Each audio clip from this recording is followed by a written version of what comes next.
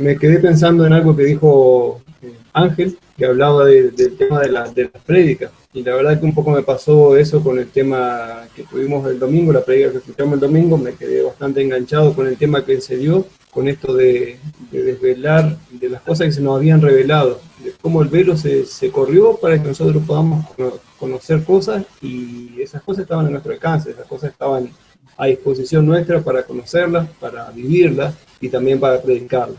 Y quise seguir indagando con respecto al texto, y la verdad que nos quedó el velo ahí corrido, justo frente a una figura tan impresionante como la que se presenta a continuación, ¿no? Que es la figura de Cristo allí en el Apocalipsis. Es una figura ya que habla de justicia, ¿no? Que está hablando de la justicia del Señor. Y dice a continuación en el versículo 13 de ahí de Apocalipsis 1, y en medio de los 7 candeleros a uno semejante al Hijo del Hombre, vestido de una ropa que llegaba hasta los pies y ceñido por el pecho de un cinto de oro.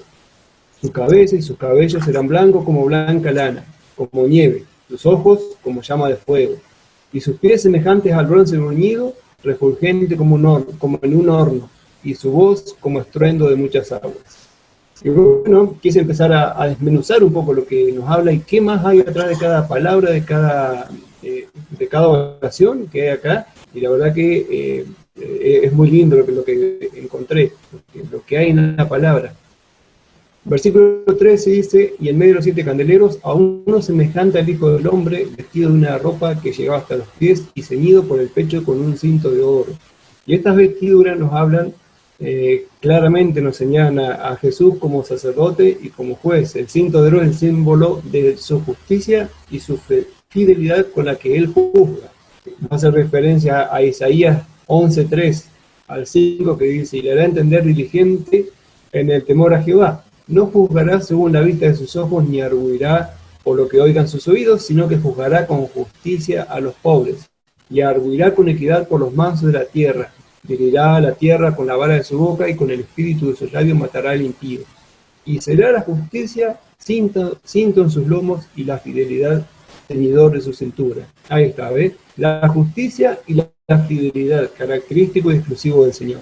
Realmente nos llena de gozo que podamos estar confiados en que va a ser una justicia solamente como el Señor la puede dar, ¿no? Que Él conoce todo. Versículo 14 dice, su cabeza y sus cabellos eran blancos como blanca lana, como nieve, sus ojos como llama de fuego.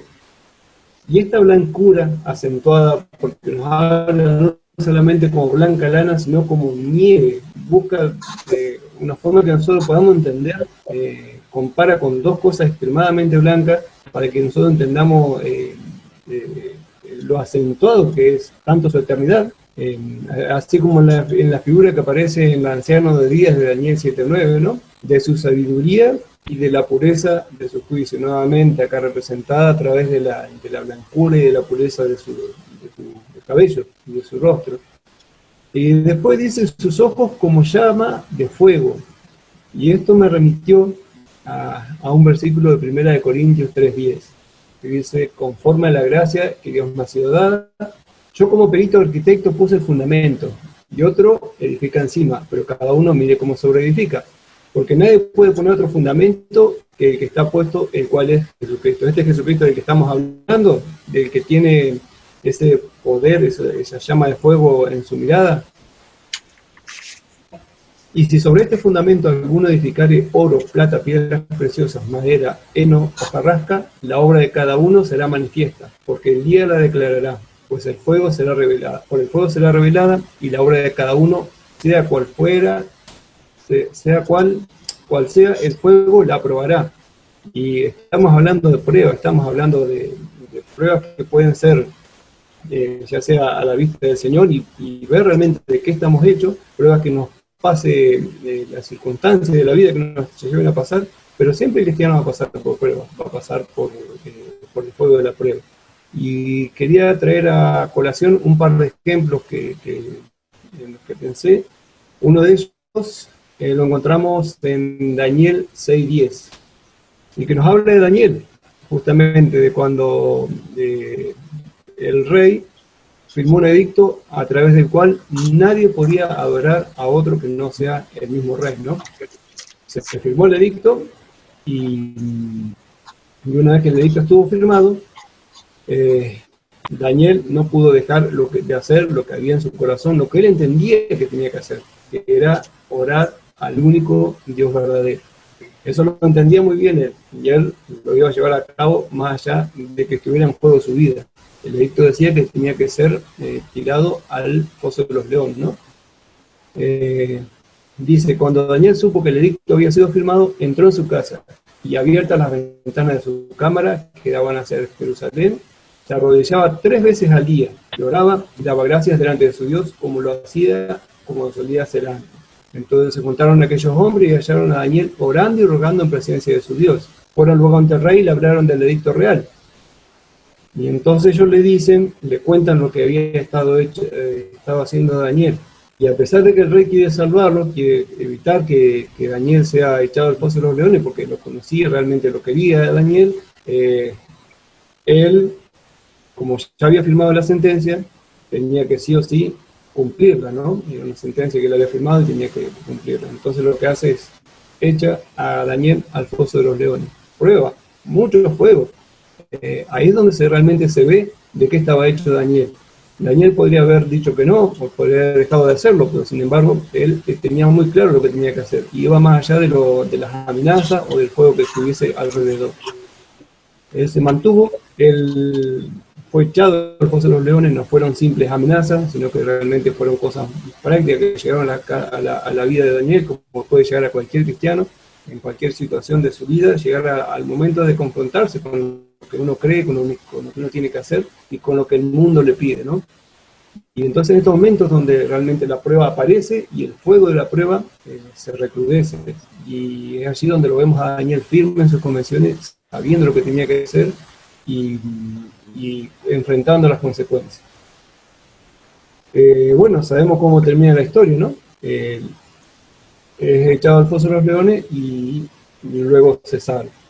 Pero te quiero llevarlos a otra historia también, llevarlos a otra parte de la palabra, donde también hay otra persona que es confrontada con estos ojos que estábamos hablando del fuego, ¿no? de la pureza y realmente de qué estaba hecho en las acciones que hacemos, porque muchas veces uno no puede llegar a decir o a hacer las cosas, pero cuando llega la circunstancia, cuando llega la prueba, cuando es confrontada nuestras convicciones, ahí es donde surge realmente en qué están basadas, en qué están fundamentadas. Y ahora voy a llevarlos a Marcos 10:17. Está hablando de Jesús, al salir él para seguir su camino, vino uno corriendo, e hincando la rodilla delante de él le preguntó, Maestro bueno, ¿qué haré para heredar la vida eterna? Jesús le dijo, ¿por qué me llamas bueno? Ninguno hay bueno, sino solo uno, Dios. Los mandamientos sabes, no adulteres, no mates, no hurtes, no digas falso testimonio, no defraudes, honra a tu padre y a tu madre. Entonces respondiendo le dijo, Maestro, todo esto he guardado desde mi juventud. Entonces Jesús mirándole le amó y le dijo, una cosa te falta, anda, vende todo lo que tienes y dalo a los pobres, y tendrás tesoro en el cielo, y ven, sígueme tomando tu cruz. Pero él, afligido por esta palabra, se fue triste porque tenía muchas posesiones. Y acá vemos otra persona que también, según lo que él decía, según lo que el testimonio que él daba, también estaba haciendo las cosas que Dios le pedía. No gustaba, no adulteraba, él estaba llevando la ley según su propio criterio, la estaba llevando muy al día, muy bien, era correcto en todo lo que hacía, hasta que fue confrontado con la realidad. Fue confrontado con realmente la decisión de tener que obedecer al Señor o seguir haciendo lo que él hacía. Y ahí nos damos cuenta que en realidad él estaba basado en sus propios hechos, no estaba basado realmente en lo que él estaba haciendo, era todo basado en su entendimiento de lo que él quería, no realmente en lo que Dios le estaba pidiendo, no llegó al entendimiento de lo que Dios estaba pidiendo y por qué eran las cosas. Él tenía justamente su ídolo, era las posesiones que él tenía, no solamente materiales, no solamente porque era rico, sino era en la posición que él mismo tenía delante de la sociedad y delante de él mismo como bueno. Al verse confrontado con la realidad de que no era como él pensaba, realmente se desilusionó y le dio la espalda. Esperemos que haya podido recapacitar esperemos que haya podido pensar y arrepentirse. No sé, la palabra no lo dice, nosotros no somos nadie para juzgar, pero hasta donde termina, él se fue y dejó pasar la oportunidad de realmente tomarlo lo importante y de haber podido seguir al Señor. Notemos que acá el Señor le dice que Jesús lo amó, ¿no? Que le mostró amor. No es que realmente lo despreció ni nada, no fueron palabras de desprecio, sino que realmente con amor Dios le explicó y lo confrontó con su situación.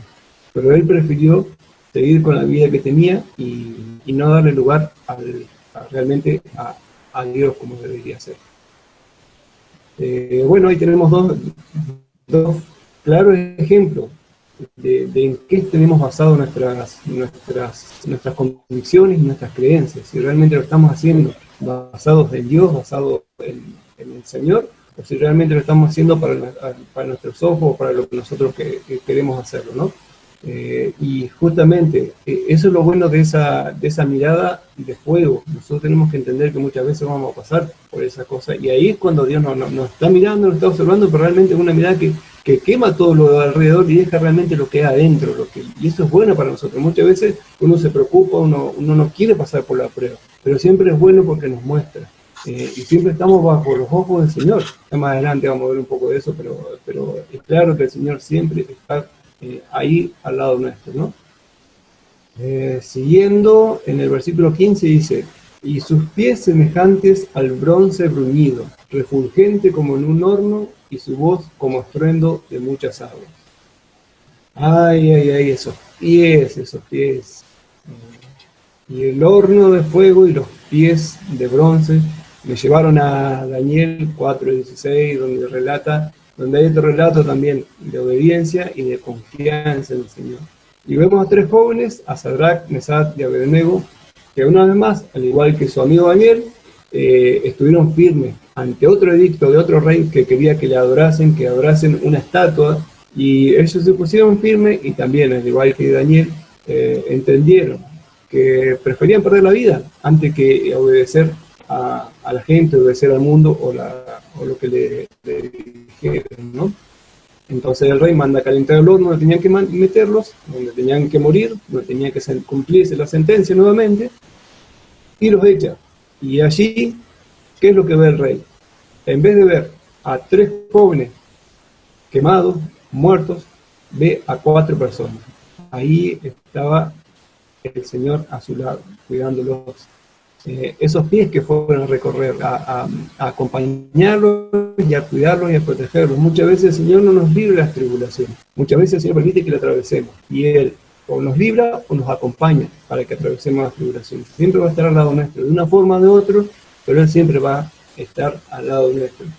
Y pienso que tal vez estos jóvenes, una vez que salieron del horno de barro, del horno de fuego, tienen que haber adorado a ese Dios con más ganas, con más amor realmente. Después de haber entendido semejante manifestación de amor, ellos tienen que haber, después de haber vivido en carne propia la salvación de Él, realmente tienen que haber adorado esos pies, adorado a Cristo como realmente tenían que hacerlo.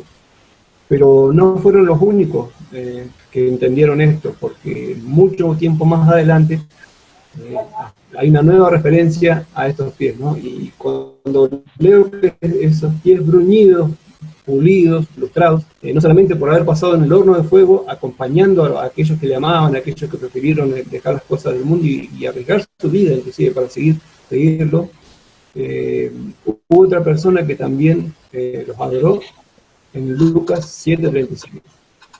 Cuenta el relato que un fariseo rogó a Jesús que comiese con él, y habiendo entrado en casa del fariseo se sentó a la mesa. Entonces una mujer de la ciudad, que era pecadora, al saber que Jesús estaba a la mesa en casa del fariseo, trajo un frasco de alabastro con perfume, y estando detrás de él a sus pies, llorando, comenzó a regar con lágrimas sus pies, y los enjugaba con sus cabellos, y besaba sus pies, y los ungía con el perfume. Es una muestra de amor, de alguien que entendió que así como esos tres fueron salvados del horno de fuego, esta mujer entendió que ella había sido perdonada, había sido salvada también, había sido perdonada sus pecados. Y en ese quebrantamiento de su corazón, va y besa esos pies, los enjuaga, los lava, los perfuma, y le demuestra así su amor. Eh, Al contrario, bueno, de lo que era el fariseo, que no demostró así, ¿no? Y me encanta esta demostración del amor de esta persona, de entender hasta qué punto había sido perdonada, hasta qué punto había sido salvada.